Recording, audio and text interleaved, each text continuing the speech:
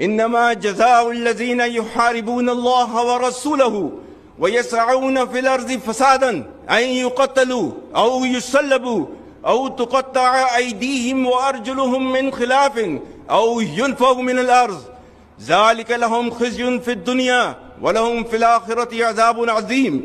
اور اس کا ترجمہ ہے، بے شک جو لوگ اللہ اور اس کے رسول سے جنگ کرتے ہیں اور زمین میں فساد انگیزی کرتے ہیں، ان کی سزا یہی ہے کہ وہ قتل کر دیے جائیں یا سولی چڑھا دیے جائیں یا کاٹ دیے جائیں ان کے ہاتھ اور پاؤں مخالف سمتوں سے، یا نکال دیے جائیں وہ اپنے ملک سے.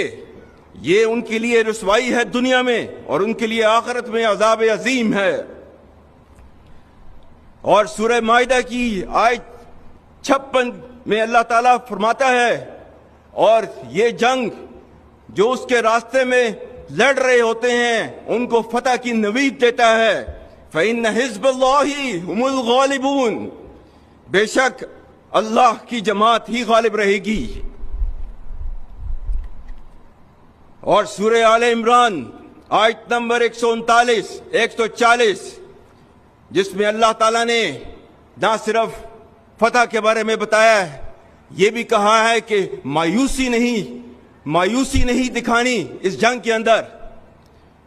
اللہ تعالیٰ نے فرمایا ہے وَلَا تَهِنُوا وَلَا تَحْزَنُوا وَأَنْتُمُ الْأَعْلَوْنَ إِن كُنتُم مُّؤْمِنِينَ إِن يَمْسَسْكُمْ قَرْحٌ فَقَدْ مَسَّ الْقَوْمَ قَرْحٌ مِثْلُهُ وَتِلْكَ الْأَيَّامُ نُدَاوِلُهَا بَيْنَ النَّاسِ. اور اس کا ترجمہ ہے، اور کمزور نہ پڑو اور غم نہ کرو، تم ہی غالب ہوگے اگر تم مومن ہو. اگر تمہیں زخم لگے ہیں تو تمہارے مخالف بھی تو ایسے ہی زخمی ہوئے ہیں. ہم دنوں کو لوگوں کے درمیان بدلتے رہتے ہیں.